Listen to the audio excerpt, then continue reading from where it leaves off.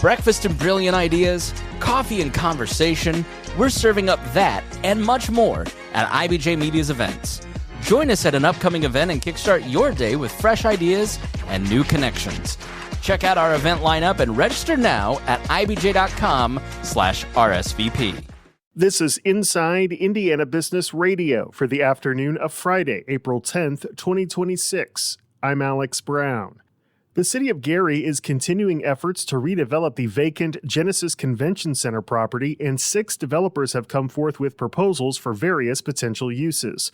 Earlier this year, the city issued a request for proposals for an adaptive reuse of the facility or new development on the site, which would incorporate residential, retail, professional office, and entertainment options to energize downtown Gary. Development and Planning Advisor Corey Sharp. The site itself is just over 6 acres, and we pretty much left it open for the development community to continue to flush out their ideas and to present a full development proposal for the project. Sharp said the city will spend the next several weeks and months to further evaluate the proposals. The Elkhart County 4-H Fair and Agricultural Exposition has announced plans for an expansion project to include a new 48,000 square foot facility. Fair officials said the Forest River Inc. and Peter J. Liegel Ag and Community Expo is being built to expand agricultural programming, support youth development, and create new opportunities for regional events and tourism in the county. Officials did not immediately disclose the financial investment in the project, construction for which is slated to begin in September. South Bend-based Beacon Health System has announced the appointment of Sarah Paderalski as president of Beacon Dowagiac Hospital in Southwest Michigan. She previously served as interim president at Memorial Hospital of South Bend. From the number one source for Indiana business news, this is Inside Indiana Business Radio. Thanks for listening to this IBJ Media podcast. You're probably going to remember this ad. Do you know why? Podcast advertising works. 85% of listeners recalled hearing an ad during a podcast, and 70% of podcast listeners have acted after hearing an ad.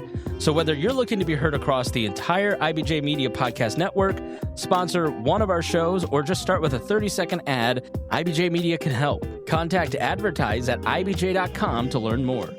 Senator Todd Young said Thursday that a proposed federal act to increase the number of ships built in the United States would be a boon for Indiana companies. IIB's Aubriana Herron has more. Speaking at the Midwest Defense Innovation Summit in downtown Indianapolis this week, Young highlighted the role that Indiana's manufacturers could play if the proposed Shipbuilding and Harbor Infrastructure for Prosperity and Security for America Act, or SHIPS Act, becomes law. The SHIPS Act would establish a strategic commercial fleet of 250 U.S.-flagged vessels over the course of a decade through tax incentives and dedications of existing streams of revenue. Young, a Republican from Indiana, is a co-sponsor of the bill, which was introduced with bipartisan support in 2025. The proposal came in response to the declining number of large U.S.-flagged vessels, which has fallen below 200. While Indiana is far from the ocean, many of the state's industries could play an important role in the production of new ships, Young said. He pointed to Indiana's large manufacturing base for automobile components, engines, and steel. Passage of the SHIPS Act could also bring a new shipyard to Lake Michigan. Corn Island Shipyard in Spencer County could also see more activity as a result of increased demand from the SHIPS Act, Young said. Corn Island produces barges that are used on the Ohio River. Young added that the SHIPS Act includes provisions aimed at boosting the shipbuilding workforce and merchant marine officers.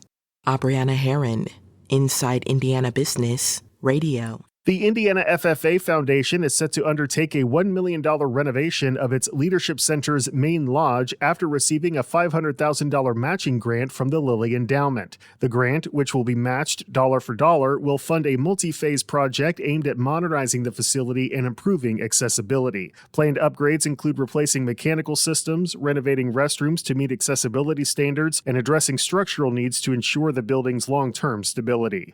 Davis Community Hospital cut the ribbon today on its new $1.2 million women's health center, billed as a one-stop shop for women and families in the region. CEO Justin Harris told Inside Indiana Business the goal is to ensure residents throughout the region have a place for obstetric services at a time when many hospitals are shutting OB operations down. We are supporting our community hospitals. This is certainly not to put anyone out of business or even compete.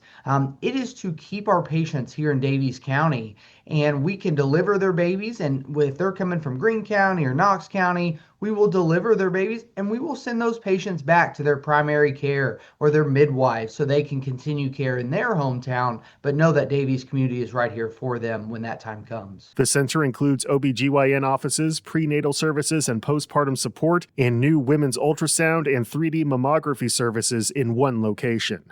Indiana's storied basketball history is the subject of this week's Business and Beyond podcast with Gary Dick, presented by PNC, a weekly conversation with high-profile Hoosiers in business, sports and entertainment, and beyond. Available now on the IBJ Media app or your favorite podcast provider. I'm Alex Brown for Inside Indiana Business Radio on Demand.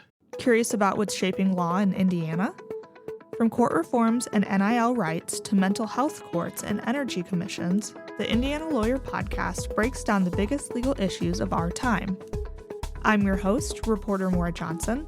Join me every other week for your insider guide to what matters in law and why it impacts you. Subscribe now in your favorite podcast app or at ibjpodcasts.com. Want to give your team a real edge? The IBJ Group Plan delivers unlimited access to every story, every report, every video from IBJ and Inside Indiana Business for your whole team. Cover some or all of your employees with one simple payment. The more you add, the more you save. It's smart, it's flexible, and it saves you up to 30% off the standard rate. Already have IBJ subscribers in your office? Group up and save big. Learn more and get started now at ibj.com/group-plan.